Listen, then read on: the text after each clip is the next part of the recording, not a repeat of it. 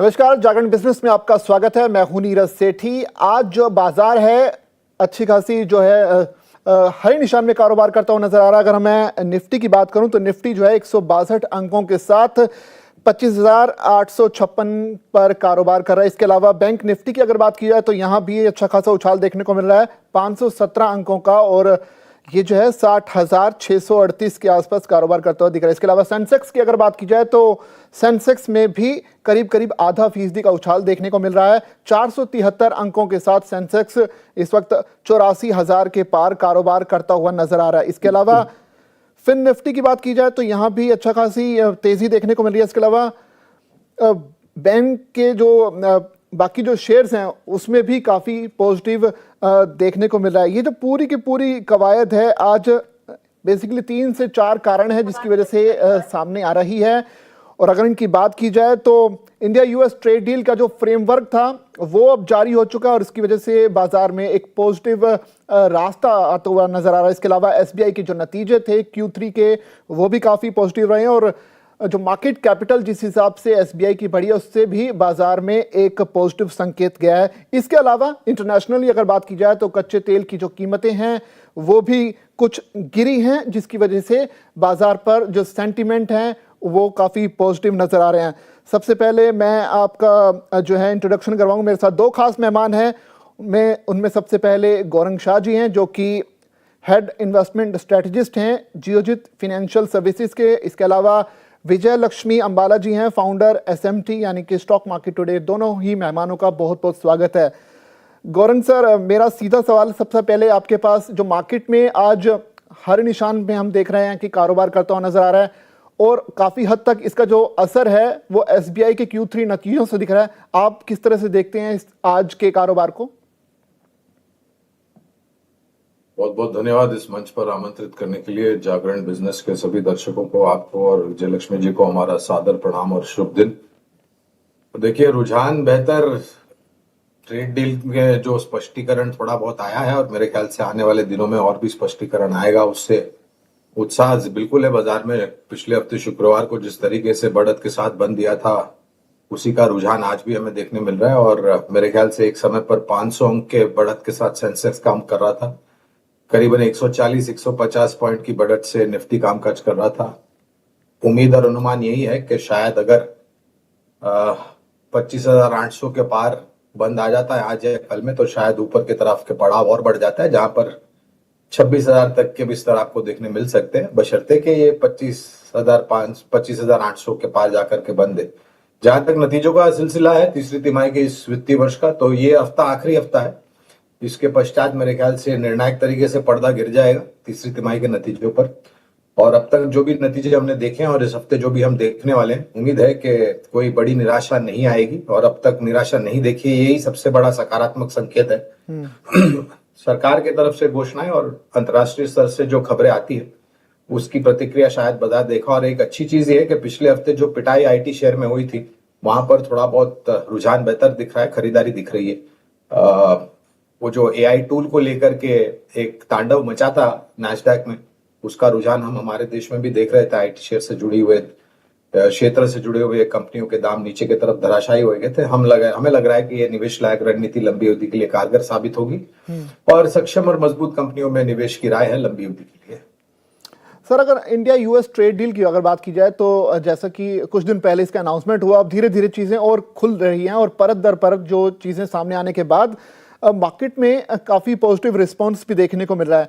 यानी ये मान सकते हैं कि अगले कुछ दिनों में जब चीजें और साफ होंगी तो मार्केट में जो इनफ्लो है जो फॉरेन इन्वेस्टर्स का, वो भी ज्यादा देखने को मिलेगा।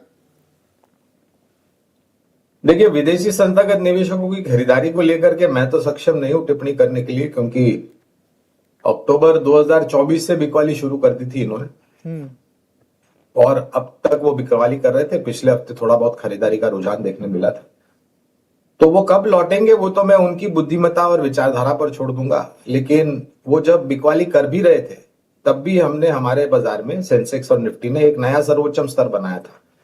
तो मुझे लग रहा है कि स्थानीय संस्थागत निवेशक, और ये आज मैं पढ़ रहा था एक रिपोर्ट के, ये पहली बार इतिहास में हुआ है कि विदेशी संस्थागत निवेशकों की जो खरीदारी है वो स्थानीय संस्थागत निवेशकों के नीचे है, क्योंकि इतनी बड़ी मात्रा में बिकवाली की है उन्होंने। तो जब भी आएंगे अपनी बुद्धिमत्ता का प्रयोग करके आएंगे, आना अनिवार्य है। जिस प्रकार की विकास दर हमारे देश में, महंगाई दर नीचे की तरफ है, ब्याज दरें नीचे की तरफ है। पिछले साल 1.25% की कटौती की थी। पिछले हफ्ते शुक्रवार को विराम दिया है, लेकिन टिप्पणियां काफी सकारात्मक थी आरबीआई गवर्नर साहब की। और सरकार के लेकर के नीतियां, और अमेरिका को छोड़ करके अगर आप देखें तो हमने यूरोपियन यूनियन के साथ साझा करार किया है एफटीए को लेकर के।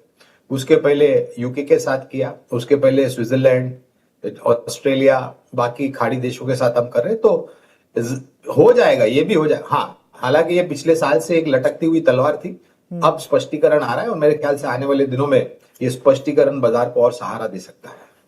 बिल्कुल, और बाजार को सहारा दिख भी रहा है सर। अब मैं रुक करना चाहूंगा विजय लक्ष्मी जी का, क्योंकि विजय लक्ष्मी जी, जिस तरह से Q3 नतीजे आए और अब जैसे कि गौरंग सर बता भी रहे थे कि जो इंडिया यूएस ट्रेड डील के बाद जो फ्रेमवर्क रेडी हुआ, उसके बाद से एक तरह का पॉजिटिव रिस्पांस मार्केट में देखने को मिला और Q3 रिजल्ट्स को ज्यादा इंपैक्टफुल मानते हुए कुछ शेयर्स में अच्छी खासी तेजी आज देखने को मिल रही है। उसके बारे में थोड़ा बताइए कि अब ये जो तेजी है, क्या ये सिर्फ 1 या 2 दिन की है या फिर यहाँ से हम लॉन्ग टर्म तेजी देख सकते हैं? Neeraj ji, good afternoon. गौरांग जी, गुड आफ्टरनून आपको और ऑल व्यूअर्स। एंड यस, सवाल जो है और ये जो पूरे समीकरण बन रहे हैं, ये उस समय पर बन रहे हैं जहां पर और कोई मेजर ट्रिगर मार्केट में बचे नहीं है। देखिए, एक एक शॉकअप है कि हमारा ट्रेड पैक्ट कैसा होगा या नहीं होगा ट्रेड टैरिफ पैक्ट, वो लेकिन धीरे धीरे चरणों में आ रहा है। तो उसका जो एक असर, बड़ा सा शॉकअप जो मार्केट में आना चाहिए था या जैसे, तो धीरे धीरे करके आ रहा है। That means market is getting time, price को, भाव को समय मिल रहा है चीजों को एब्जॉर्ब करने के लिए। तो कुछ बड़ा नकारात्मक चीजें, क्योंकि जब 200 दिन के मूविंग एवरेज पर आया था, हमने तब भी यही बात की कि अब यहां से आपका डाउनसाइड कैप्ड है, मुश्किल से 10%। और वर्स्ट केस सिनेरियो जो हुआ था 2008 और 2020 का, वो अलग था। अदरवाइज 8 से 15% से ज्यादा निफ्टी नहीं गिरा। एंड अगर सीधा सा सवाल हम ये देखें कि क्या ये सस्टेनेबल अपसाइड मूवमेंट है? यस, आपको अपने सेक्टर्स और अपने स्टॉक्स बहुत सावधानी से चुनने हैं।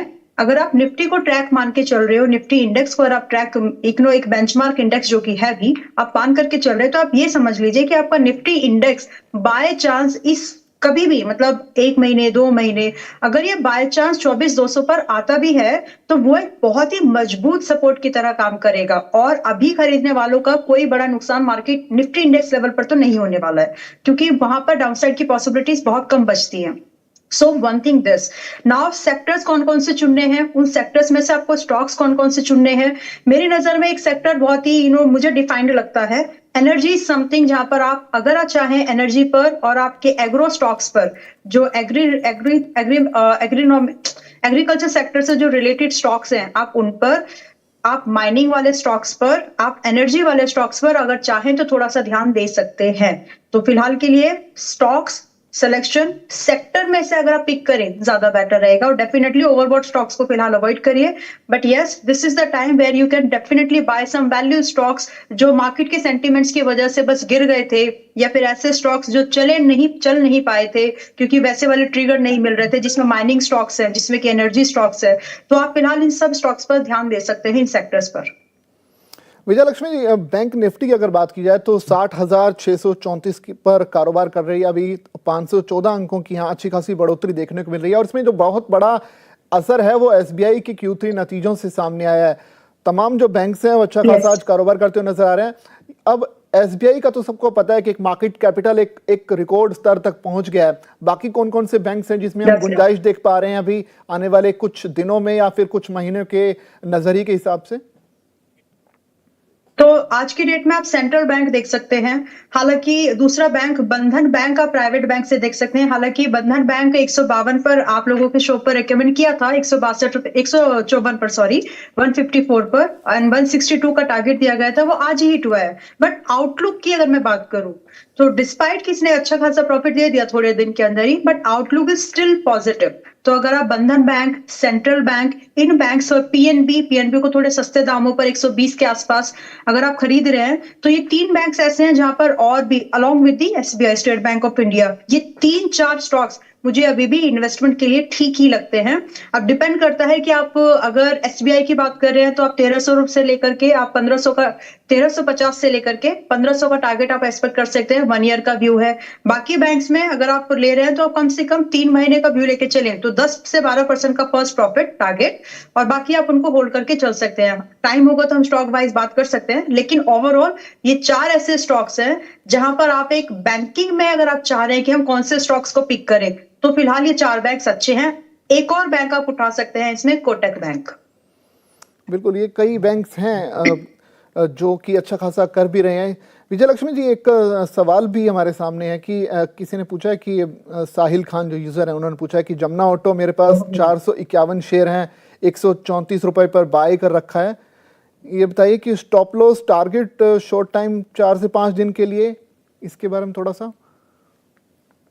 यस, तो अभी 133 पर है। आप आराम से आप एक हफ्ते का व्यू अगर मुझसे लेंगे तो मुझे लगता है कि 144 तो आना चाहिए। बाकी क्योंकि आपका टारगेट शॉर्ट टर्म है, आप इसको देख रहे हैं, तो 144 का एक टारगेट आप मान के चल सकते हैं कि आपको मिल जाएगा। बाकी अगर किसी को इन्वेस्टमेंट प्लान करनी है, फ्रेश इन्वेस्टमेंट, सो नीरज जी आज के भाव पर भी एक्सक्यूज मी आज के भाव पर भी एक्सक्यूज मी ओके थैंक्स।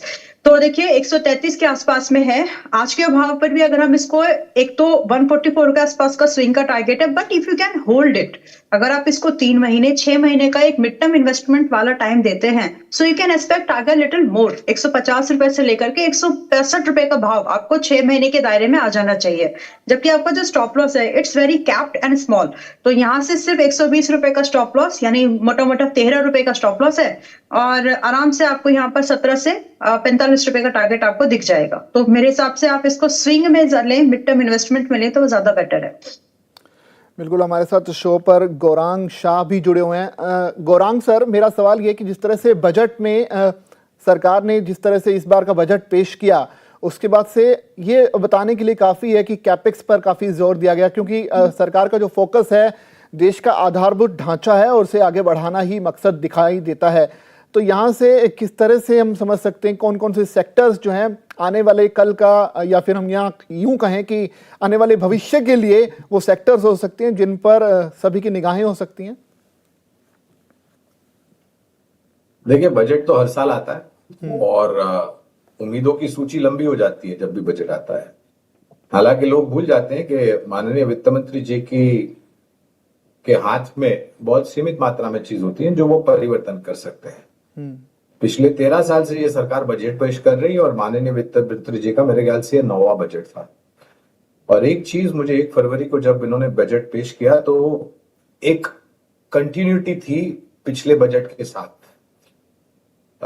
जो भी बदलाव किया, मुझे, हालांकि मैं ये कहना चाहूंगा कि मुझे बजट में कुछ भी गलत नहीं लगा, ना ही कोई नकारात्मक परिस्थिति लगी। ये बात अलग है कि बाजार को लेकर के लोगों की उम्मीद थी कि long term capital gain tax में कटौती हो, शॉर्ट टर्म निकल जाए, एसटीटी निकल जाए। बल्कि एसटीटी में ऊपर की तरफ वृद्धि की है 0.02 से 0.05, वो भी केवल मात्र फ्यूचर्स और ऑप्शंस के लिए, डेरिवेटिव सेगमेंट के लिए। अब ये पसंद नहीं आया बाजार को और उसके कारण नीचे की तरफ के दायरे देखे। मेरे ख्याल से वो खरीदारी का बहुत बड़ा मौका था, आज भी खरीदारी का मौका है, बशर्ते कि आपका नजरिया लंबी अवधि का। आपने क्षेत्र के बारे में बात की, तो मेरी टिप्पणियां जो क्षेत्र के बारे में बताऊंगा वो बजट से जुड़कर नहीं है, लेकिन एक अलग विचारधारा से। वित्तीय क्षेत्र अच्छा लगता है, कैपिटल गुड्स इंजीनियरिंग क्षेत्र अच्छा लगता है, शेयर बाजार से जुड़ी हुई कंपनियां अच्छी लगती है, रक्षा क्षेत्र अच्छा लगता है, autos, capital goods engineering, cement. तो ये कुछ प्राथमिकता वाले 5-6 क्षेत्र हैं जहां पर आप दिग्गजों से शुरुआत करके कुछ चुनिंदा मझौली कंपनियों में धीरे धीरे करके निवेश कर सकते हैं। जैसे मैंने बताया, नजरिया लंबी अवधि का रखें।